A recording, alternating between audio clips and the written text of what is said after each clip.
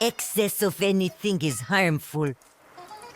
The king who did not know it will learn in the most tragic way. Once upon a time, there was a king and his daughter named Sétou. Sétou was pampered by her father, who refused her nothing, gave her everything she asked for, everything she needed. At the slightest little cry, at the slightest little lament, the king busied himself around his daughter, ready to satisfy her every little desire, her every little whim. Never had a childhood been as secure as Sétou. For her, the king had a very beautiful house built. She lived there with old Baya, whom her father had hired solely to keep her company and serve her. For the household chores, old Baya was up every day, morning and evening. Naturally, Sétou didn't touch anything. She visited no one and received no visitors. The old woman ensured nothing was lacking. Sétou did not seem to suffer from her isolation. She had never socialized with anyone. Animals, whether domestic or wild, were unknown to her. Sétou thus grew up in comfort, carefreeness, and total isolation until she reached adulthood. One day, Baya requested an audience with the king and said to him, "Your Majesty, your daughter is growing up. She has reached adulthood and is of marriageable age.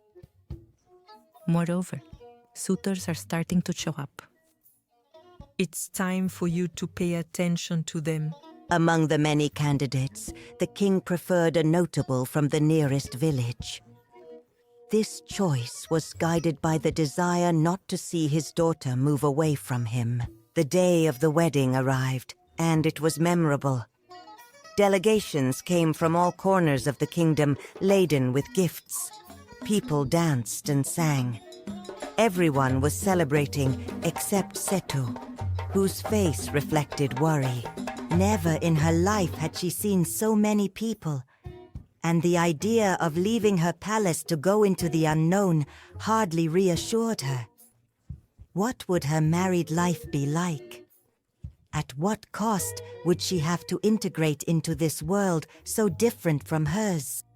So many questions haunted the new bride, and she had not a hint of an answer.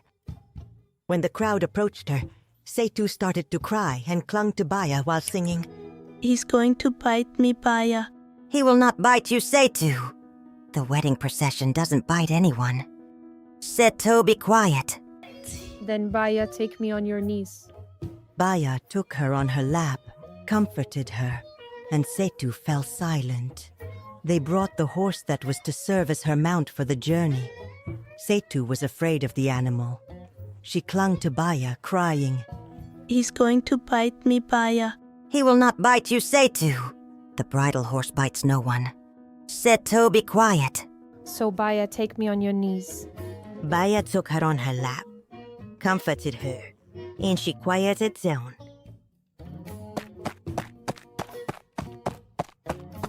After several hours of walking punctuated by similar scenes, the procession finally arrived at its destination.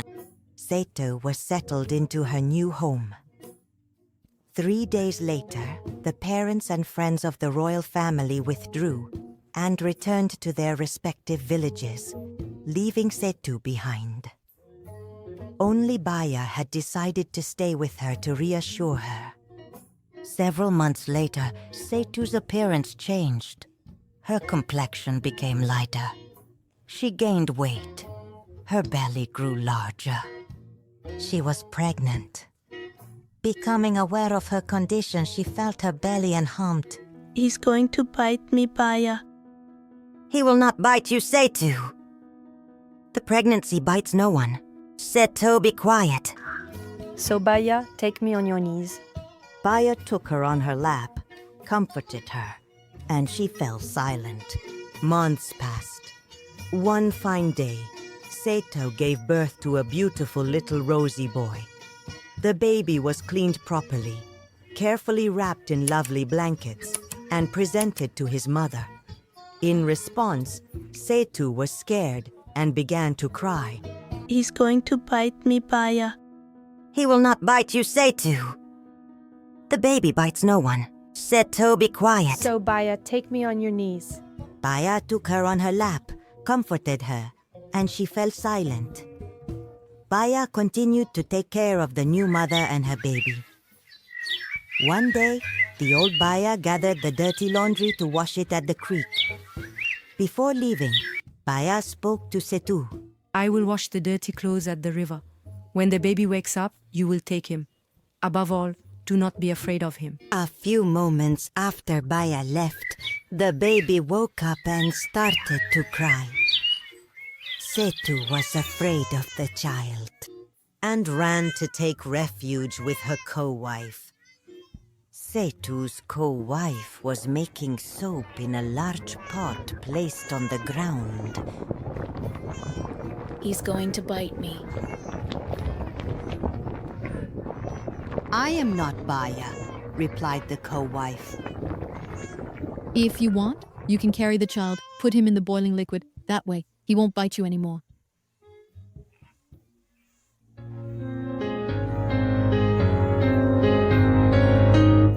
No sooner said than done.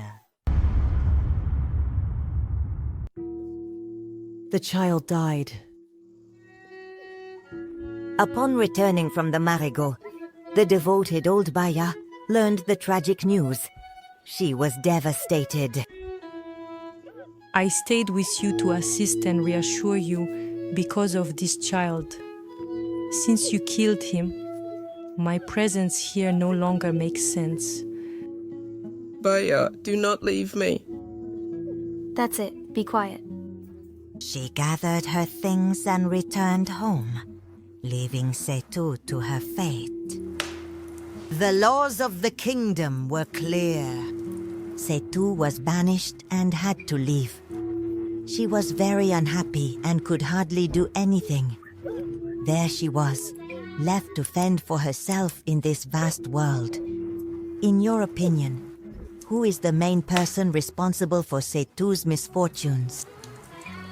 Baya, the devoted one who always obeyed and served, without questioning the king's orders, or the king, who loved his daughter so much, who raised her in absolute comfort, without ever teaching her anything about life? Whatever the case, this is the cost of raising a child on the fringes of society.